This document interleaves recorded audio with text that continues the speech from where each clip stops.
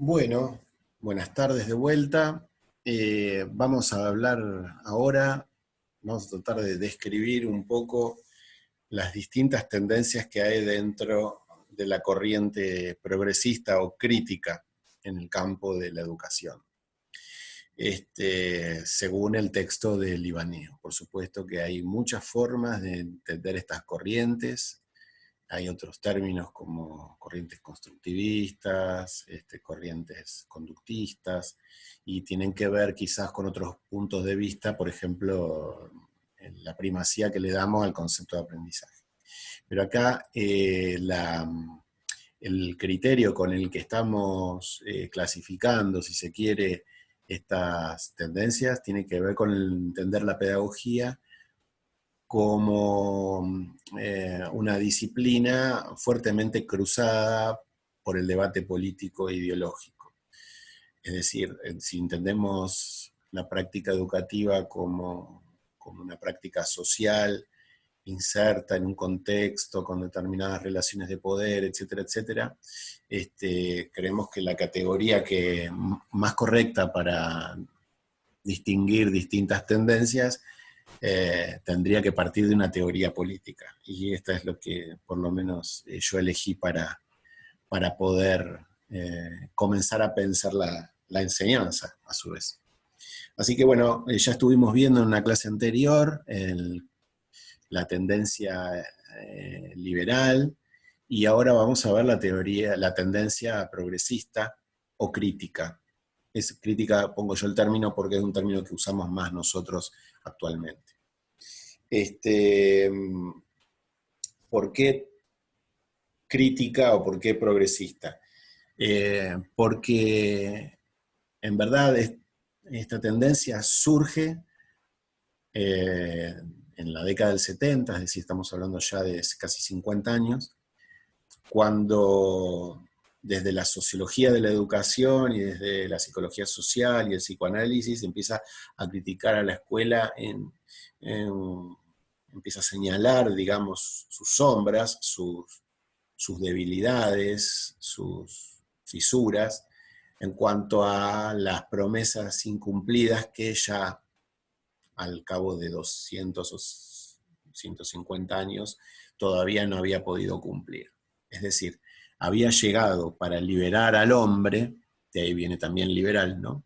De liberar al hombre de la opresión de la tradición, es decir, de las doctrinas, y llegamos a la década del 50, del 60, del 70 del siglo XX, y encontramos que en verdad parece que la escuela, a través del sistema, lo que hace es asegurar que los hijos de trabajadores sigan siendo trabajadores y los hijos de los sectores dominantes sigan siendo dominantes. Entonces, desde allí surge, por fuera de la escuela, una fuerte crítica que también es una tendencia pedagógica. Por eso decíamos en el video anterior que no encontramos dentro del sistema educativo escuelas que funcionen completamente dentro de estas perspectivas. Pero sí existen muchos grupos de docentes o experiencias pedagógicas críticas, alternativas, dentro de las escuelas, sobre todo públicas, aunque también por fuera del sistema público. Justamente porque las ideas surgen de la crítica a la escuela liberal y en la escuela de la sociedad capitalista. Pero bueno, Libaneo, para describir cada una de estas tendencias, subtendencias que se encuentran dentro de la tendencia general progresista, va a usar las mismas categorías para facilitar el análisis y la comparación con las tendencias liberales. Ya que vamos a ver que algunas categorías pueden resultarnos contradictorias entre algunos aspectos de la tendencia liberal con la tendencia progresista. Bueno, vamos a empezar quizás con la tendencia inaugural, que fue la que llama tendencia liberadora, fíjese que no es liberal, sino liberadora, y que fue una crítica a la escuela basada en la caracterización que hicieron Freire, Paulo Freire y Van Illich, de la escuela como una institución bancaria, es decir, como un lugar donde se van a hacer depósitos, que serían los conocimientos, a ciertos recipientes que serían los alumnos, es decir, la escuela bancaria o domesticadora del sujeto. La primera etapa de Freire, hay que decirlo, Freire planteaba no una escuela alternativa, sino la desescolarización. Es decir, rechazaba el sistema educativo por ser reproductor de un sistema de opresión. En ese marco es que escribe el libro la pedagogía del oprimido, donde plantea las tesis más célebres de su pensamiento. Pero él lo que planteaba era armar una escuela por fuera de la escuela del sistema público, digamos, ni hablar estatal. En la escuela libertaria, disculpen los términos parecidos, pero bueno, de alguna manera estamos aprendiendo a ver cómo se usan los sufijos, ¿no? Liberal, liberadora, libertaria, o sea, lo que cambia la parte final, progresista, progresivismo, cambia la parte final en su significado, ¿no? Entonces, ¿qué quiere decir pedagogía libertaria? La pedagogía libertaria lo que va a plantear es una institución educativa centrada en descubrir cómo en los vínculos se produce la dominación y busca dentro de esas instituciones una forma de trabajo donde no se aliene al otro y donde se intente trabajar inicialmente de manera cooperativa. Cooperativa, y acuñan un término nuevo que es el de la autogestión, es decir, la idea de grupalmente gestionar o tramitar todo lo que tenga que ver con los intereses de los grupos que participan de esa escuela.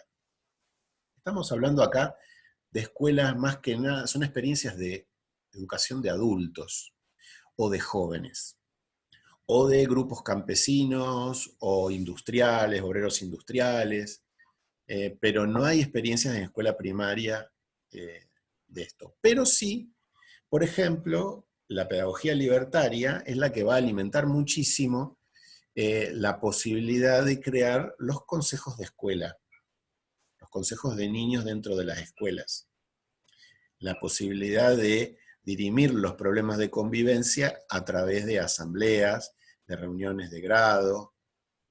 Lo mismo que hicieron los renovadores progresistas. Pero bueno, no les quiero hacer lío, pero lo que les quiero decir es cómo que hay ciertas categorías que hermanan algunas tendencias que en el fondo son opuestas, como esta, por ejemplo, ¿no? ¿Por qué? Porque lo que se busca es el impulso de la libertad, de la autodeterminación, ¿no? La diferencia entre la pedagogía progresista y la pedagogía justamente liberal es que la óptica de la pedagogía liberal tiende a su valor supremo, que es el individuo, mientras que la pedagogía progresista lo que busca es el resultado colectivo y no le importa tanto lo individual. O por lo menos lo individual surge como añadidura de un resultado colectivo. Es decir, se supone que si yo formo parte de un colectivo y ese colectivo aprende algo, yo lo aprendo por añadidura, por estar dentro de ese colectivo. La tercera tendencia de la pedagogía progresista es la que le llaman la pedagogía de los contenidos, porque a diferencia de las dos anteriores, esta pedagogía va a estar muy interesada en que la crítica al sistema se haga sobre la base del estudio crítico de la realidad social. Igual que las anteriores, pero en vez de plantearla desde el vínculo de los sujetos con de dominación, digamos, con esa sociedad dominante. En el caso de la pedagogía de los contenidos, eso está planteado como en términos de conocimientos, es decir, se aprende la realidad social, la realidad histórica. La escuela busca, a través del estudio, mostrar a los aprendices cómo se suceden estos mecanismos, y no ponerlos en acción, digamos. Sería como una suerte de, y en eso fíjense el parecido terrible que va a tener con la pedagogía, si se quiere, liberal conservadora, en relación a los contenidos, porque justamente le va a interesar de la misma manera los contenidos que la pedagogía de los contenidos, ¿no? A diferencia de las otras dos pedagogías progresistas, la de los contenidos va a poner en el centro el aprendizaje académico de las disciplinas. No solamente, no aprendiéndolas de memoria, sino en trabajos de campo sobre la realidad. Y porque cree que no pasaría simplemente por una crítica al sistema, sino por conocer los mecanismos sociológicos, psicológicos, estructurales, lo que sea, que descubren las disciplinas científicas para la transmisión de los saberes en los alumnos. Así que, como verán, en esta línea hay una diferencia muy importante entre las tres líneas progresistas. Y cierto parecido con alguna de la pedagogía liberal. Solo que, con respecto a la pedagogía liberal, en la pedagogía progresista se prioriza el trabajo activo del sujeto sobre la realidad para conocerlo y transformarlo. Mientras que en la pedagogía liberal era conocerlo para inscribirme en esa realidad y adaptarme a esa realidad. O sea que cambia en todo caso el fin mismo de la escuela. Bueno, siguiendo con el tema de los contenidos, en la pedagogía liberadora de Freire y de Van Illich y otros autores, la educación debía estar basada en temas generadores. Es decir, se va a empezar a hablar de la significatividad de los conocimientos. Para trabajar, para aprender, se debe partir de la propia realidad. Y no de cualquier realidad, sino de la realidad crítica en la que se encuentra. Es decir, adoptando y asumiendo que toda realidad es un relato de la realidad. Y por lo tanto es una realidad crítica. Por eso Freire va a plantear estos temas generadores desde la problematización. Por eso va a formular también, ¿no?, la pedagogía de la pregunta. Uno de sus libros plantea, desarrolla su pedagogía como la pedagogía de la pregunta, o de la problematización de la realidad. La educación en esta pedagogía liberadora es una pedagogía también de la experiencia para la transformación social. Por lo tanto, tiene una fuerte carga política. ¿Y qué piensa sobre los contenidos la pedagogía autogestionaria o libertaria?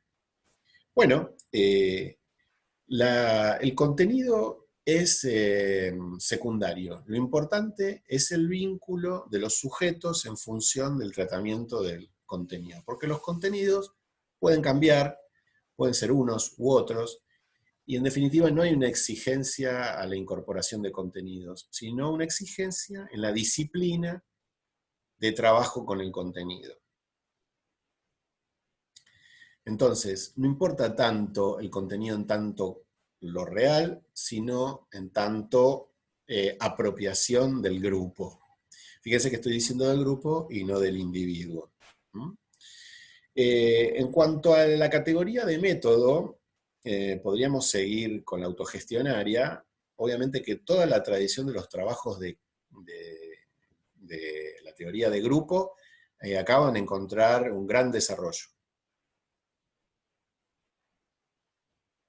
El trabajo en equipo, el trabajo en asambleas, la autogestión, la rotación de roles, la organización institucional con la participación de actores distintos, en fin, se va a trabajar mucho sobre la idea del conflicto, del inconsciente, de la parte consciente e inconsciente de los individuos en las dinámicas grupales, etc.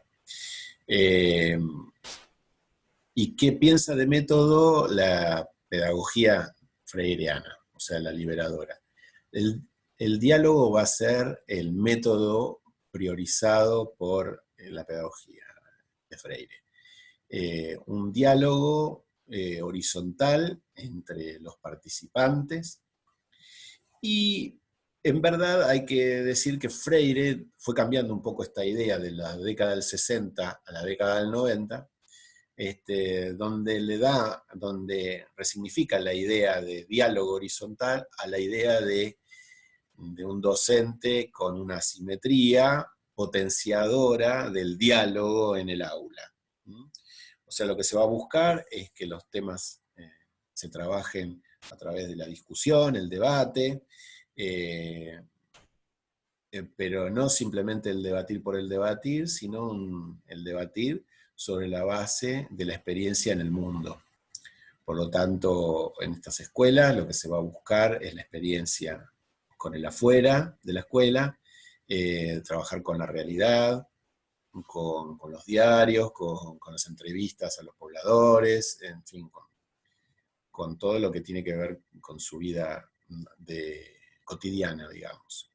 No solamente la cotidiana, sino también la mediata y la internacional. Todo eso depende del contenido de que estemos hablando.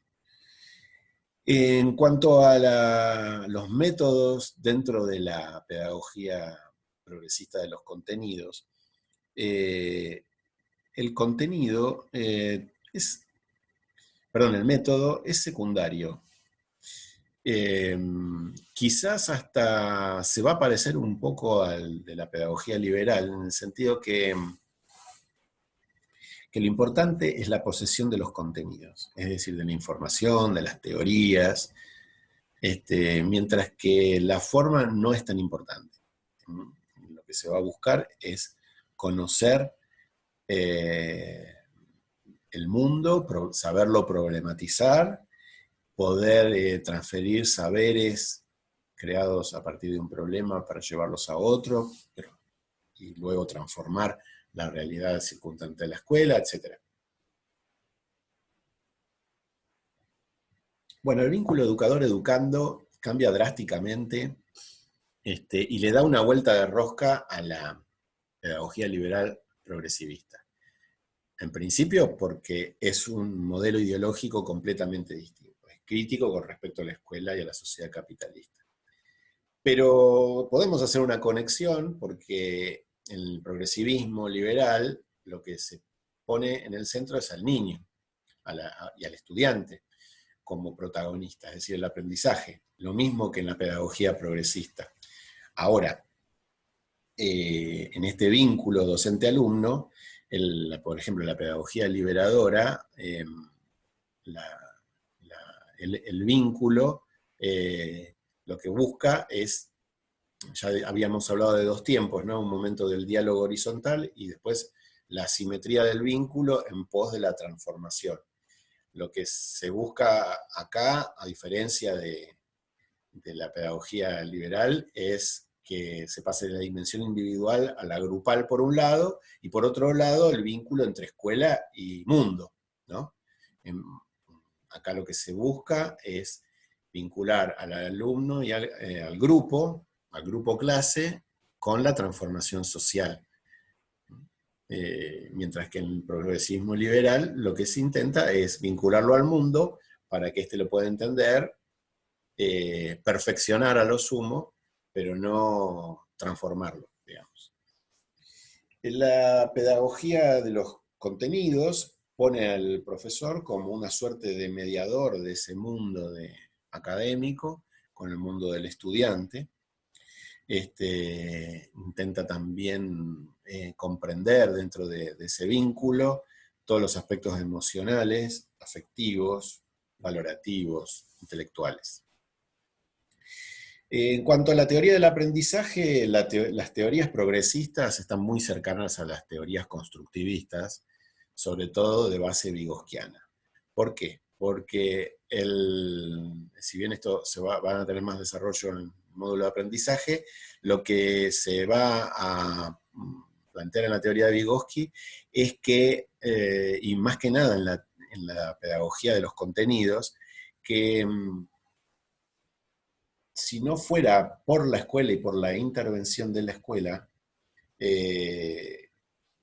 ciertos aprendizajes no se darían espontáneamente. Por lo tanto, la escuela tiene mucho que hacer en su intervención como institución. Vamos a ver caso por caso. En el caso del aprendizaje en la pedagogía liberadora, la motivación por el aprendizaje surge por el carácter oprimido del estudiante, o por la escasez o la situación de dominación. Eso lo que genera es un impulso a cambiar la situación, generando un conflicto, y ese conflicto puede resolver en un sentido alienado o en un sentido superador o liberador. Este modelo que está por detrás es el mismo que va a tomar Vygotsky en el estudio sobre el aprendizaje. Si bien Freire no habló especialmente de Vygotsky, sí habló en general de todas las teorías constructivistas, incluso algunas que reivindican también la pedagogía renovadora progresivista, liberal. Bueno, el aprendizaje dentro de la pedagogía libertaria es bastante sui generis, por decirlo de alguna manera. Sigue un poco las pautas del aprendizaje social, es decir, el aprendizaje cooperativo, en pequeño grupo, y apuesta a que los intercambios informales entre las personas que integran el grupo sean los que ayuden a que cada uno incorpore los nuevos saberes, ¿sí? Y que los legitime. Dentro de la pedagogía de los contenidos, ya hablamos de la importancia que va a tener Vygotsky en este plan, en esta forma de ver el aprendizaje, ¿sí? Tanto sea por autogestión o por ofrecimientos incluso del profesor como modelo de forma de aprender y de transmitir el saber. Lo que busca la educación, o que entiende la educación, es que el aprendizaje es la capacidad de construir nuevos saberes, reconstruyendo los saberes anteriores. Por lo tanto, lo que implica es una crítica a la estructura o los aprendizajes anteriores. Y esto se parece mucho, si lo ven, por lo menos el tipo de discurso que se hace con el alumno, lo mismo que se hace con el sistema. Bueno, y para ir finalizando, en la práctica escolar, ya decíamos, en general, de manera integral, no hay escuelas de un tipo u otro, sobre todo escuelas primarias me estoy refiriendo. Ha habido, sí, en educación de adultos, educación popular, la denominada educación popular, o en contextos informales, sindicatos, organizaciones civiles, grupos de resistencia, bibliotecas populares. Ahí ha sido el ámbito donde ha funcionado mucho la educación liberadora. La libertaria también ha sido básicamente experiencias de formas de educación propias de los grupos feministas, de los grupos libertarios en general, de resistencia a la dominación, a distinta dominación, sobre todo de las burocracias del Estado y empresariales. Y dentro de la pedagogía de los contenidos, ha habido sí más experiencias, sobre todo en la escuela secundaria, progresistas, norteamericanas, algunas emparentadas con Dewey, progresivista, que intentaron hacer escuelas laboratorio, escuelas observatorio, donde la fuerza estaba en el vínculo entre el estudio y la realidad.